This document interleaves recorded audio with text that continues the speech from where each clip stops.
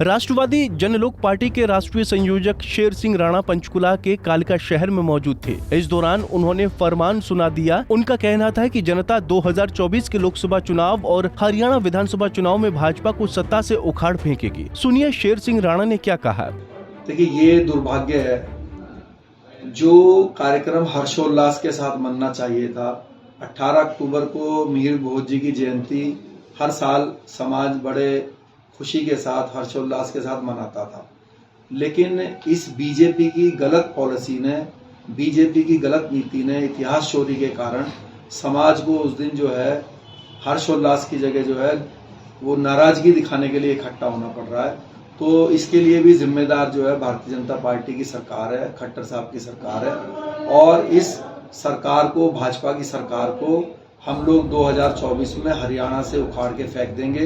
आपको बता दें कि भाजपा राष्ट्रीय अध्यक्ष जेपी नड्डा द्वारा हाल ही में दिए गए बयान, जिसमें देश में सभी क्षेत्रीय दल खत्म होने की बात उनके द्वारा कही गई थी, पर उनकी प्रतिक्रिया आई है। जेपी नड्डा को आड़े हाथों लेते हुए उनका कहना था कि अगर भाजपा इस वहम में है कि वो बिना क्षेत्रीय दलों के पार्टी बना लेगी, तो उनको ये नहीं भूलना चाहिए कि भाजपा के अमित शाह और राजनाथ सिंह ने ही इसकी शुरुआत की थी, जिसमें क्षेत्रीय दलों ने कांग्रेस से कटकर उन्हें वोट दिया था। अगर ऐसा ही चलता रहा तो क्षेत्रीय दल कांग्रेस की सरकार बनाने में जरा भी संकोच नहीं करेंगे। 5-6 दिन पहले मुझे जानकारी है कि नड्डा साहब ने कहा कि क्षेत्रीय दलों को उखाड़ के खत्म कर देंगे।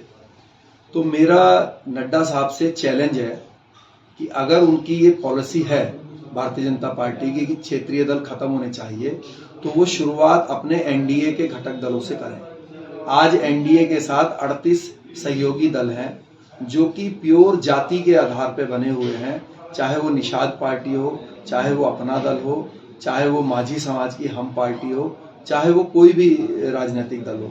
तो अगर वो वाकई में ही अपनी बात पर कायम रहते हैं तो वो शुरुआत एनडीए के जो घटक दल हैं उनको अपने से दूर करें और या तो अपने साथ उनको मर्ज करें। अगर नड्डा साहब अपने 48 सहयोगी दलों को बीजेपी से मर्ज कर देते हैं, तब उनकी बात को सीरियस लेने की जरूरत है। अन्यथा तो ये एक सिर्फ राजनीतिक स्टंट, ये सिर्फ एक डायलॉग है।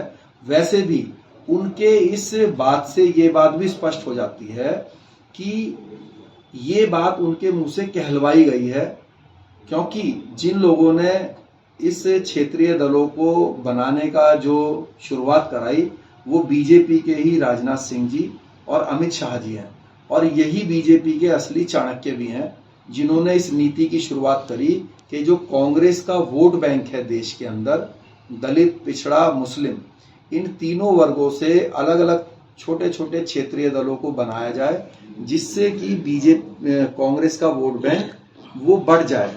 और इसकी शुरुआत राजनाथ सिंह जी ने सन 90 में की थी और इसको जारी रखा अमित शाह जी ने। तो क्षेत्रीय दल तो बनाए ही बीजेपी ने है, और अगर नड्डा जी में थोड़ी सी भी राजनीतिक समझ है, अगर ये क्षेत्रीय दल खत्म हो गए उसी दिन बीजेपी भी सत्ता से खत्म हो जाएगी, क्योंकि क्षेत्रीय दल का जो वोट बैंक है वो वापस अगर कांग्रेस में चला जाएगा।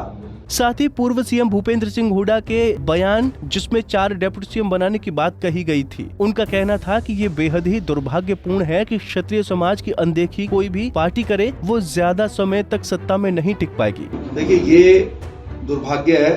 राजपूत समाज की संख्या हरियाणा में करीब 10% है, और शुरू से ही जब से देश आजाद हुआ है या हरियाणा जब से बना है, तब से ही राजपूत समाज को उसका राजनीतिक अधिकार हरियाणा में कभी नहीं मिला।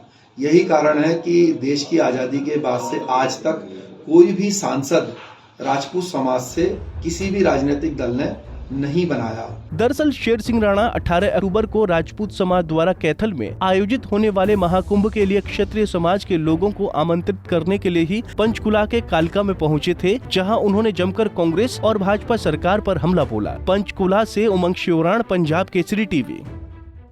हमसे जुड़े रहने के लिए हमारे YouTube चैनल को सब्सक्राइब करें और नई वीडियो की नोटिफिकेशन के लिए बेल आइकॉन को दबाएं। अगर आप ये वीडियो Facebook पर देख रहे हैं तो लाइक जरूर करें और ज्यादा से ज्यादा शेयर करें। धन्यवाद।